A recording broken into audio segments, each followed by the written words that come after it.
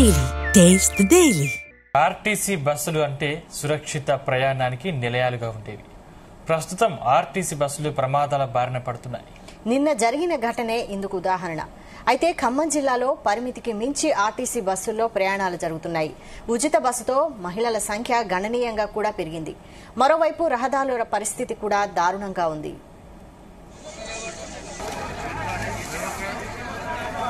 జిల్లా కేంద్రానికి వెళ్లే పలు ప్రధాన పట్టణాలు, గ్రామీణ ప్రాంతాల్లో రహదారులు గుంతలు ఏర్పడి ఇరుకుగా ఉన్నాయి. వాటి వల్ల కూడా ప్రమాదాలు జరిగే అవకాశాలు కనిపిస్తున్నాయి. జిల్లాలో ఆర్టీసీ బస్సుల ప్రయాణం, రహదారుల దుస్థితిపై మా ప్రతినిధి రాకేష్ మరింత సమాచారం అందిస్తారు. బస్సులకు ప్రమాదాలు పొంచి ఉన్నాయి. నిన్న తాండూరు నుంచి హైదరాబాద్ వెళ్తున్నటువంటి ఆర్టీసీ బస్సు టిప్పర్ ఢీకొట్టినటువంటి ఘటనలో దాదాపు 20కి పైగా కూడా మృతి చెందారు. అయితే ఆర్టీసీ బస్సుల్లో కెపాసిటీకి మించి ప్రయాణికులు ప్రయాణిస్తున్నారన్న ఒక ఆరోపణలు ఉన్నాయి. అది వాస్తవంగా అదే పరిస్థితి కొనసాగుతున్నటువంటి నేపథ్యంలో ఖమ్మం జిల్లాలో కూడా ఆర్టీసీ బస్సులు కిక్కిరిసిపోతున్నటువంటి ఘటనలు రోజు చోటు చేసుకుంటున్నాయి. ఎప్పుడైతే ఆ ప్రభుత్వం ఫ్రీ బస్ అనేది ప్రవేశపెట్టిందో మహిళలంతా కూడా ఆ బస్సుల్లో ప్రయాణిస్తున్నటువంటి ఘటనలు నిత్యం జరుగుతున్నాయి. అయితే ఆ క్రమంలోనే కూడా ఆర్టీసీ బస్సులు ప్రమాదాలకు గురవుతున్నటువంటి ఘటన మనం నిన్న చూసుకున్నాము. అయితే కెపాసిటీకి మించి ప్రయాణిస్తున్నటువంటి ఘటన చూసుకోవచ్చు. ఆర్టీసీ బస్సుల్లో ఎక్కువ కూడా మహిళలే ప్రయాణం చేస్తున్నటువంటి సందర్భాలు కనిపిస్తున్నాయి. ఈ నేపథ్యంలోనే అన్ని బస్సులు కూడా దాదాపుగా కెపాసిటీకి మించి కూడా ప్రయాణిస్తున్నటువంటి పరిస్థితి మనం ఒకసారి చూసుకోవచ్చు. అయితే ఒక ఆర్టీసీ బస్సులో 55 నుంచి 60 మధ్యలో ప్రయాణికులు ప్రయాణించాల్సినటువంటి అవసరం ఉంటుంది. అయితే దానికి మించి కూడా 5 నుంచి 20 మధ్యలో కూడా ప్రయాణికులు ఉంటున్నటువంటి క్రమంలో ప్రమాదాలు ఎక్కువ కూడా చోటు చేసుకుంటున్నటువంటి సందర్భం. నిన్న మనం చూసుకున్నటువంటి ఘటన అత్యంత దారుణమైనటువంటి ఘటన. అటుపక్క ఆ కెపాసిటీకి మించి బస్సులో ప్రయాణం చేస్తున్నటువంటి క్రమం, మరొక పక్క రహదారి కూడా బాగులేనటువంటి సందర్భం. అయితే ఖమ్మంలో కూడా ఈ ఉచిత బస్సు ప్రయాణం అప్పటి నుంచి కూడా ప్రయాణికుల సంఖ్య భారీగా పెరిగిందని చెప్పుకోవచ్చు. ఈ నేపథ్యంలో ఈ ఖమ్మానికి సంబంధించినటువంటి ప్రధాన రహదారులు, ఇక్కడి నుంచి వెళ్తున్నటువంటి రహదారులన్నీ కూడా కొంత గుంతలమయంగా ఏర్పడ్డాయి. ఏ రహదారి కూడా బాగోలేని పరిస్థితి. ఈ నేపథ్యంలో ఆ రోడ్ల మీద కనుక ఆర్టీ అవకాశాలు చాలా స్పష్టంగా కనిపిస్తున్నాయి. మనం ఒకసారి చూసుకుంటే ఖమ్మం నుంచి ప్రధాన పట్టణాలకు, ప్రధాన గ్రామాలకు వెళ్ళేటువంటి రహదారులు, ఖమ్మం నుండి మహబూబాబాద్కు వెళ్ళేటువంటి ప్రధాన రహదారి, అంటే ఖమ్మం నుండి మహబూబాబాద్కు 50 కిలోమీటర్లు ఉంటుంది. ఈ ప్రాంతం గుండా ఆర్టీసీ బస్సే ప్రయాణిస్తుంది. రైలు మార్గం ఉన్నప్పటికీ కూడా అది ఖమ్మం టు మహబూబాబాద్కే ఉంటుంది. మిగతా ఈ మధ్యలో ఉన్నటువంటి అనేక గ్రామాలకు కూడా బస్సు సౌకర్యం ఉంది. ఈ పరిస్థితులలో ఎక్కువ కూడా బస్సుని ప్రయాణికులు ఆశ్రయిస్తున్నటువంటి నేపథ్యం ఉంది. ఈ రోడ్డు అంతా కూడా మొత్తం గుంతలమయంగా ఉంది. ఒక 5-10 కిలోమీటర్లు మాత్రమే రోడ్డు బాగుంటుంది. దాని తర్వాత కూడా మొత్తం గుంతలమయంగా రహదారి అంతా కూడా పాడైపోయినటువంటి పరిస్థితి. ఇప్పుడు ఆర్టీసీ బస్సు వెళ్తున్నటువంటి నేపథ్యంలో ఎదురుగా ఏదైనా వాహనం వస్తే కూడా ప్రమాదాలు జరిగే అవకాశాలు ఉన్నాయి. మరొక పక్క మనం ఖమ్మం నుంచి కోదాడ వెళ్ళేటువంటి ఇంకొక ప్రధాన రహదారి ఉన్నది. ఈ రహదారిలో కూడా ఈ గుంతలమయంగా ఏర్పడింది. ఇటు కోదాడ నుంచి ఖమ్మము వచ్చేటువంటి నేషనల్ హైవే తయారైనప్పటికీ కూడా ఎక్కువ కూడా ఈ ఆర్టీసీ బస్సులు సర్వీసు రోడ్డు మార్గానే వెళ్తాయి. మొత్తం ఇరుకుగా ఈ కోదాడ రోడ్డు ఉంటుంది. ఇక్కడ నుంచి కోదాడ వెళ్ళాలంటే నరక ప్రాయంగా కూడా ఆర్టీసీ ప్రయాణం సాగుతుంది. ముదిగొండ నుంచి అటు ప్రధానంగా ఎక్కువ కూడా గ్రానైట్ లారీలు వస్తాయి, టిప్పర్లు ప్రయాణిస్తుంటాయి ఈ మార్గంలో. అయితే ఆర్టీసీ బస్సులకు అటు ఎదురుగా కానీ సైడ్ నుంచి కానీ పెద్ద ఎత్తున కూడా ఆ టిప్పర్లు వెళ్తున్నటువంటి క్రమంలో ప్రమాదాలకు చాలా మూలమైనటువంటి మార్గం అది ఖమ్మం కోదాడ మార్గంగా చెప్పుకోవచ్చు. ఎక్కువగా కూడా ఇరుకు రోడ్లు ఉండడం, పెద్ద పెద్ద భారీ వాహనాలు కూడా ఆ ప్రాంతంలో ప్రయాణిస్తుంటాయి. ఇక ఖమ్మం నుంచి సత్తుపల్లి పోయే మార్గం కూడా చాలా కూడా ఇదే సిచ్యువేషన్ ఉంది. మొత్తం కూడా ఇటు ఖమ్మం సత్తుపల్లి మార్గం కూడా పెద్ద పెద్ద వెహికల్స్ తిరుగుతూ ఉంటాయి. భారీ వాహనాలు కూడా ఈ రోడ్డు మీద ప్రయాణం చేస్తుంటాయి. అయితే ఆర్టీసీ బస్సుల్లో కెపాసిటీకి మించి కూడా ప్రయాణికులు ప్రయాణిస్తున్నటువంటి సందర్భంలో జరగరాని ప్రమాదం కనుక జరిగితే నిన్నటి ఘటన మనం చాలా ఉదాహరణగా చూసుకోవచ్చు. చాలా ప్రాణ నష్టం కూడా జరిగే అవకాశం ఉంది. ప్రధానంగా ఈ రోడ్లు బాగోలేకపోవడము, అటు కెపాసిటీకి మించి ప్రయాణికులు ఉండడం వల్లనే ఈ ప్రమాదాలు జరుగుతున్నాయి.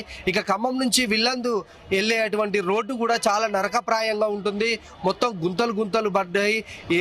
వర్షాకాలము తర్వాత ఈ రోడ్లను బాగు చేయాల్సినటువంటి ఆర్ఎండ్బి అధికారులు ఎక్కడ కూడా పరిస్థితి కనిపించలేదు. దీంతో పూర్తిగా రోడ్లన్నీ కూడా పాడైపోయినటువంటి సందర్భాన్ని చూసుకోవచ్చు. అయితే ఈ ప్రాంతంలో కూడా ఇల్లందు నుంచి ఖమ్మం వెళ్లేటువంటి రహదారి కూడా మొత్తం గుంతలమయంగా ఏర్పడింది. రోడ్లన్నీ కూడా ఇరుకుగా మారినటువంటి సందర్భం. ఖమ్మం నగర పరిధి దాటితే ఎక్కడ కూడా డివైడర్లు లేవు.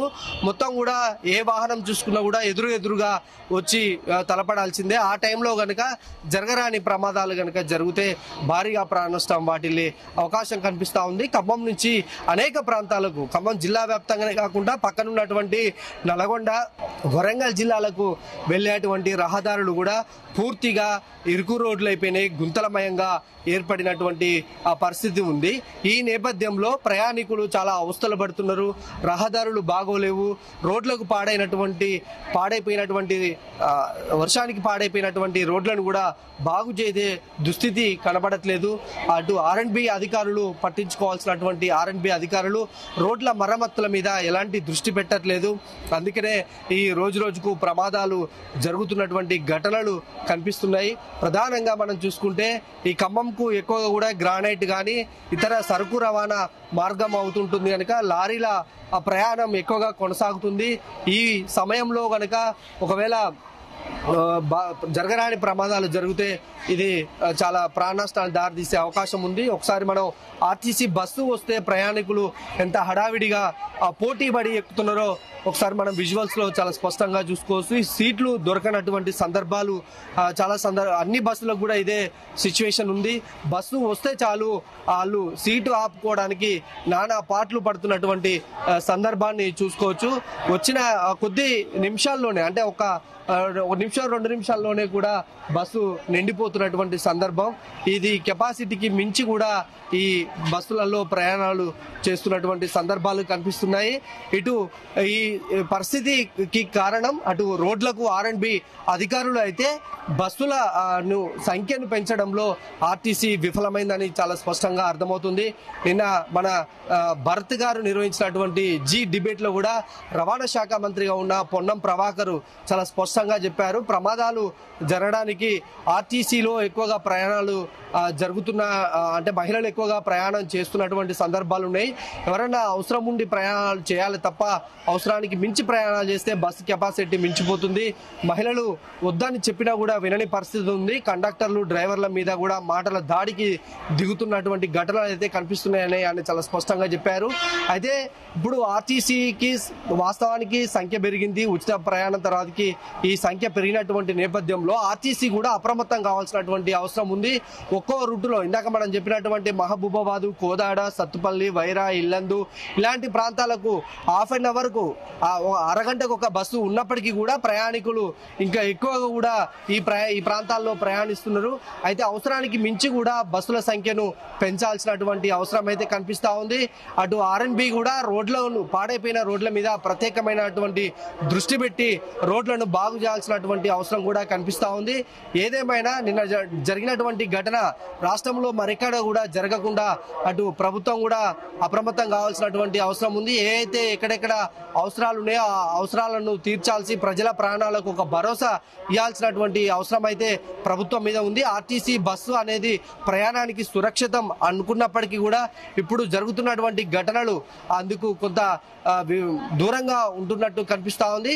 ఇప్పటికైనా ప్రభుత్వం ఆర్టీసీ బస్సుల సంఖ్యను పెంచాల్సినటువంటి అవసరం ఉంది.